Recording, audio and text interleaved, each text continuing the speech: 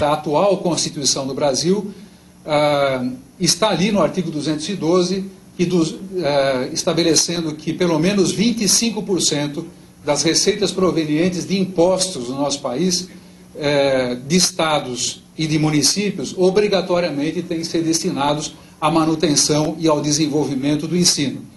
É interessante notar que em 1988, na mesma Constituição, nas suas disposições transitórias, estava dito também que, ligado a esse percentual obrigatório para ser aplicado na educação, estavam também duas metas: universalizar o ensino fundamental em 10 anos e acabar com o analfabetismo também em 10 anos. Nós chegamos em 1998, portanto, depois de 10 anos, sem ter universalizado o ensino fundamental e muito menos eliminado o analfabetismo. Nós temos no Brasil hoje cerca de 15 milhões de analfabetos totais e aproximadamente 40 milhões de analfabetos funcionais, homens e mulheres que, de fato, não têm acesso às condições próprias proporcionadas por uma alfabetização adequada. Pois bem, nós temos tido, entretanto, alguns outros movimentos, né, movimentos que procuram correlacionar a obrigação de destinação de recursos públicos à educação com algumas metas da qualidade. Em 1997, 96, 97, mas começando a funcionar concretamente em 1998, surge uma primeira modificação no próprio texto constitucional, criando uma subvinculação, ou seja, daquele artigo 212 que manda 25% de estados, municípios e pelo menos 18% da União, uma parte deveria ser obrigatoriamente destinada ao centro, ao âmago do sistema educacional da educação básica, que seria o ensino fundamental. Portanto, em 1998 começou concretamente a funcionar o Fundef, o Fundo de Manutenção e Desenvolvimento do Ensino Fundamental e Valorização do Magistério. O Fundef, programado para funcionar durante 10 anos, funcionou 10 anos e foi recentemente substituído por um novo sistema chamado Fundeb, sobre o qual eu vou falar algumas coisinhas aqui, porque diz respeito muito ao interesse específico que nós estamos trabalhando aqui nesse nosso encontro. O Fundeb, diferentemente do Fundef, ele não mais fica restrito ao ensino fundamental, mas procura canalizar obrigatoriamente recursos a todas as etapas e modalidades da educação básica, portanto, compreendendo a educação infantil, o ensino fundamental, o ensino médio, a educação de jovens e adultos, a educação indígena, a educação quilombola, quer dizer, todas as etapas e modalidades da educação básica hoje são, de alguma maneira, contemplados pelo Fundeb.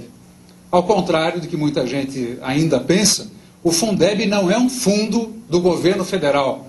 O Fundeb, na realidade, é uma regra que foi criada por lei, né, no nosso país, e que ela é aplicada obrigatoriamente em cada um dos estados e também no Distrito Federal. O Fundeb, ele é um fundo que hoje reúne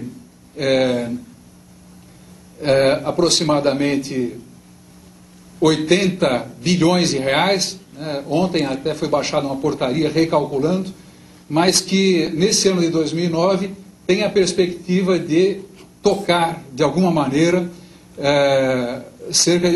nas condições educacionais de 45 para 46 milhões de alunos que hoje estão matriculados em cada uma das etapas e modalidades da educação básica pública, né? Sempre, no caso, nós estamos falando agora de financiamento da educação pública.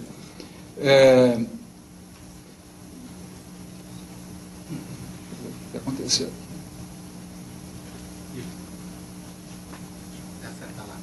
Oi, onde é que... Ele acerta lá. Certo?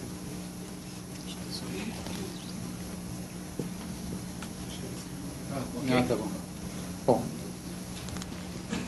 eu trouxe aqui alguns dados, acho que estão um pouquinho ilegíveis, né? Mas, para dar uma rápida explicação, para que serve o Fundeb? Ele serve para as mesmas coisas que a lei brasileira, pelos artigos 70 e 71 da Lei de Diretrizes e Bases da Educação Nacional, determinam as formas como devem ser utilizados os recursos públicos da educação.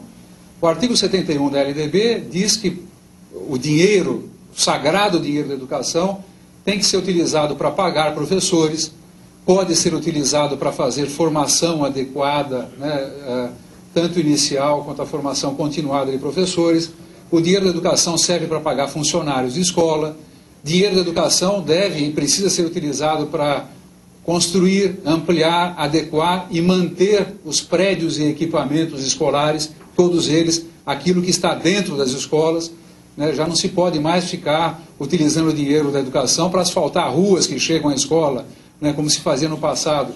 Utilizar recursos da educação para construir chafariz, dizendo que chafariz é cultura e coisas desse tipo. Então, a Lei de Diretrizes de Base da Educação Nacional, 70 e 71, seus artigos, determinam aquilo que pode. E serve também o dinheiro do Fundeb, assim como o dinheiro geral da educação, para financiar a aquisição de materiais didáticos de todo tipo, né, que sejam utilizados diretamente na sala de aula. Há algumas situações, entretanto, que essa nova sistemática marcam como subvinculações. A primeira subvinculação importante de recursos do Fundeb é que 60% das receitas provenientes do Fundeb obrigatoriamente têm que ser aplicados na valorização do magistério da educação básica. Isso significa remuneração de professores. É isso que nós estamos falando. 60% dos recursos do Fundeb, de cada município, de cada estado e mesmo os recursos do Distrito Federal, têm que ser aplicados obrigatoriamente na valorização de professores, e essa valorização que eu estou me referindo aqui é remuneração. Salários diretos e indiretos, mas é remuneração. Os de 40% restantes devem e podem ser aplicados para todas as demais itens relacionados na Lei de Diretrizes de Base da Educação, entre os quais o pagamento dos demais trabalhadores da educação, que são os funcionários das escolas, funcionários administrativos, funcionários de apoio, e o pagamento da luz elétrica, pagamento do GIS, pagamento do material didático, pagamento do desenvolvimento profissional, enfim, todos os demais assuntos, né, seja do Fundeb, seja daquilo que contém o Fundeb, que são os recursos dos 25% obrigatório, podem ser aplicados para essa área. A ideia, né, há alguns outros subvinculações que eu vou rapidamente apenas aqui dizer. Na estruturação desse Fundeb, cada matrícula tem um valor. Portanto, considerando o aluno matriculado nos anos iniciais do ensino fundamental, esses matriculados nos anos iniciais do ensino fundamental têm um fator de ponderação igual a 1.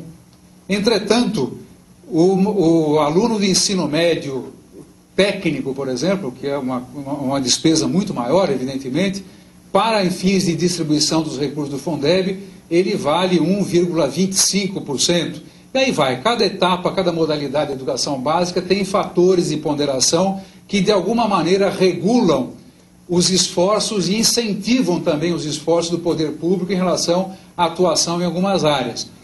Por exemplo, hoje em dia, o fato de o Fundeb versar sobre todas as etapas e modalidades da educação básica e o fato do Fundeb reservar um valor, relacionando esse valor a matrículas existentes em creche, por exemplo, numa cidade, ou no ensino, na educação infantil, ou em programas de jovens e adultos, isso faz um papel indutor ao caminho das decisões político-administrativas